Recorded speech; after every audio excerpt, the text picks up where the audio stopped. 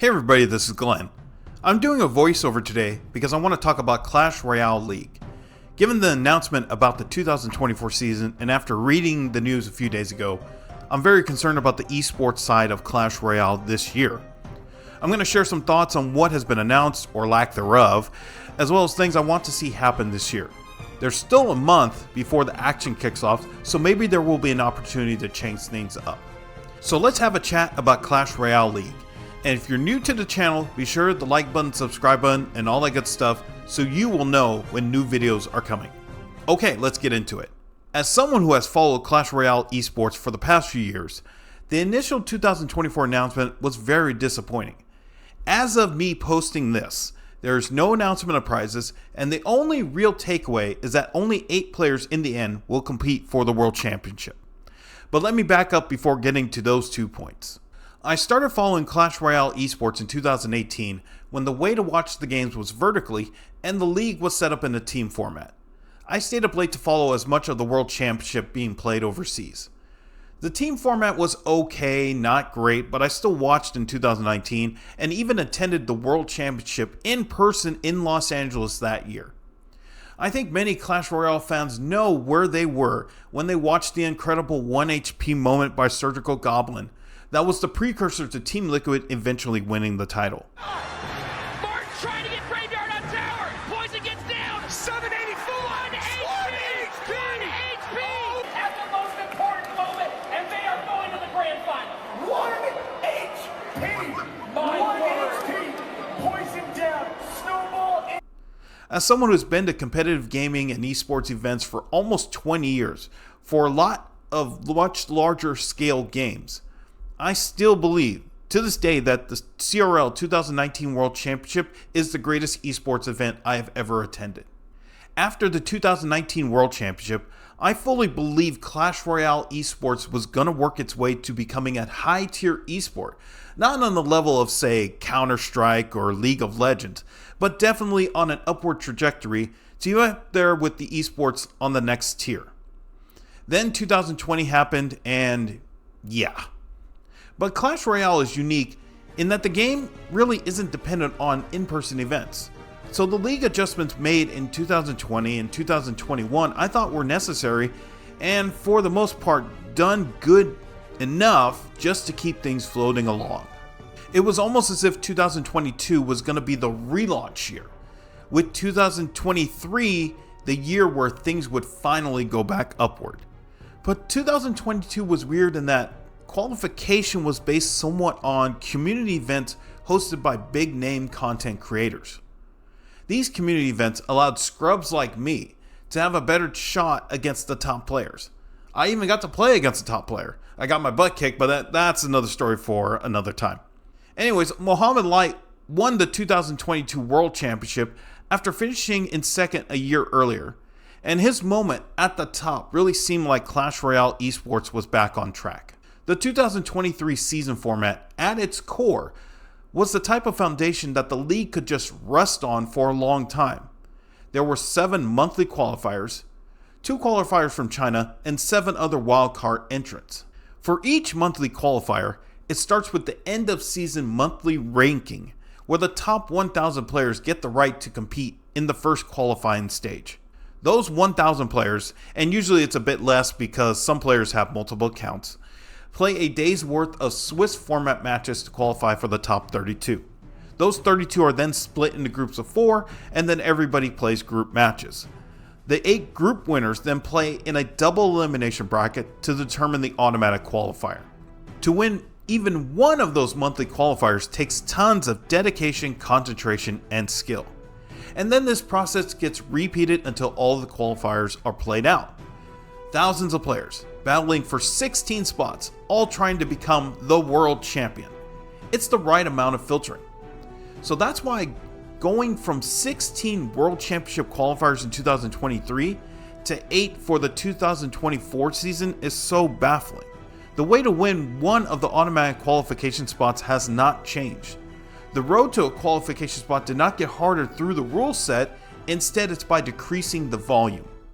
When I see this, I think about other leagues as well as the pool of talent in Clash Royale, and I ask myself this question: Could Clash Royale's 9th best player in the world, on their best day, win the World Championship? I believe the answer is yes. If you were to ask that in other esports, you might not get the same answer. The talent pool in Clash Royale is not extremely top heavy, but even the divide between the top tier and the second tier is not that bad. Let's look at the 8 players who finished 9th or worse in last year's World Championship tournament. Now ask the question again. Could the 9th best player on their best day win the World Championship?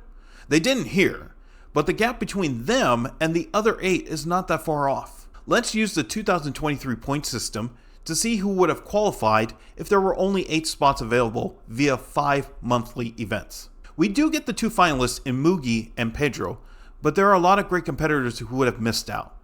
Faust, in the points leaderboard, reached the top 8 in 3 of the first 5 monthly finals, and yet he would have not qualified via the points leaderboard if there were only 8 spots available. Faust, like many of the others who just missed, are not complete scrubs. That's why the decrease from 16 to 8 is baffling. I believe in a system that brings in enough contenders to compete for the championship while not diluting the excitement.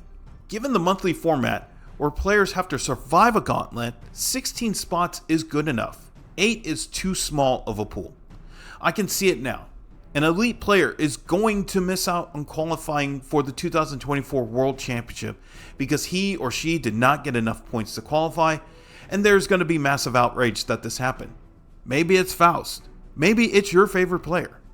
I think it's important why this needs to be brought up now.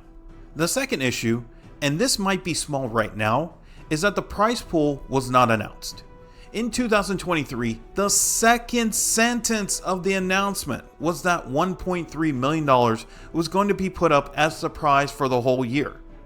It would be nice for the pro players and the whole community to know what everybody is playing for, aside from the glory of being the world champion. The fact that the prize has not been announced leads me to believe that it's going to be far less this year, partly because fewer players will qualify for the world championship. If it was the same or more, that needed to be put in the initial announcement. I mean, $1 million is $1 million. My guess is that there will be no grand announcement of a prize. Instead, prizes will be announced with each event. Then it will be up to the esports detectives to piece together how much the grand total is for the year. And I'll say right now, if the average payout per player is higher, but the grand total is lower in 2024, I'm not accepting that justification. That would be a clear indicator that the Clash Royale team believes esports is no longer important. With those 2 topics out of the way, what do I want to see happen for Clash Royale League in 2024? There are 6 things I believe would help the league. Some are small, some would be next level steps, and some are worth talking about even if they are at their core unrealistic. Let's get the first 2 out of the way because I've already talked about it. Number 1, announce the prize pool for the year. Number 2, expand the pool of qualifiers beyond 8. 16 would be really good.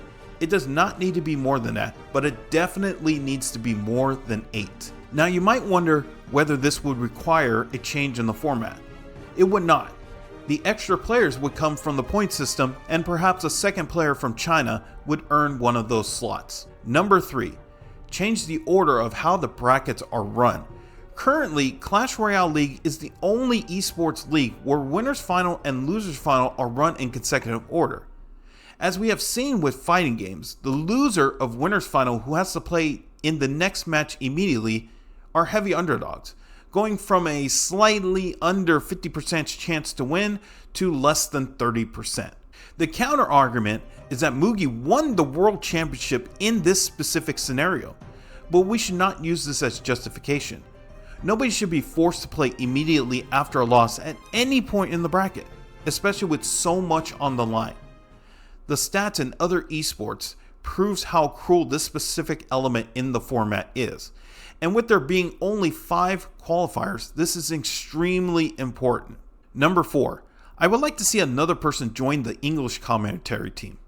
I do believe the quartet at the moment is great, and it's a good mix of pro player insights and professional commentary talk. But to keep things fresh, mixing in another voice, even on a part-time scale, would be great. And no, I'm not throwing my hat into the ring. I've done commentary in the past. It's fun, but I'm old and I would need a couple of years to get my skills up to par.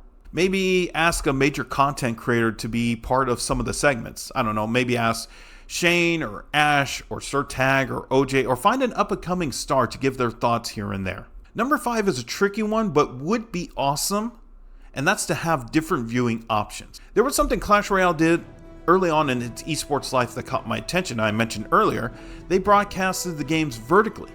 But at the time they did that, we YouTube viewers weren't really trained to watch or display anything vertically. Only the hardcore Snapchat users were used to it. YouTube also wasn't really set up to accept vertical viewing as the main viewing option. Today is much different, and vertical viewing is almost commonplace. I've accepted that I will do vertical videos for the majority of my Clash Royale videos. So I would like to see Clash Royale do something bold and have an option for horizontal viewing and an option for vertical viewing. Going to horizontal viewing was a positive, as it allowed Clash Royale to be more in line with other esports broadcasts. It allowed them to display more information on screen, such as stats, which are a vital part to telling the story of the competitor. Number 6 is probably the most controversial, and I've saved this for last. Remove tournament standard and allow players to use cards up to level 15. If the Supercell dev team believes level 15 is that important for it to be part of the game, then allow it to be used in the most important events of the year. This will be a true test of who not only has the best skills, but the most leveled up cards. Now, I do agree that this would not get approved by anybody, because nobody wants to see a financial element of Clash Royale play a factor in who wins tournaments and even the World Championship. But I throw it out there because of their so-called importance of installing level 15 in the game, as we have been told for more than a year now. And with that, I'm going to wrap it up here.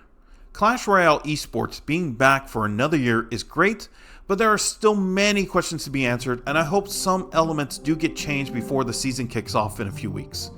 Thank you all for watching. Feel free to leave a comment on any suggestions I made about how to improve Clash Royale League. And if you enjoyed the video, be sure to hit the like button, subscribe button, and all that good stuff, and I'll see you in the next one.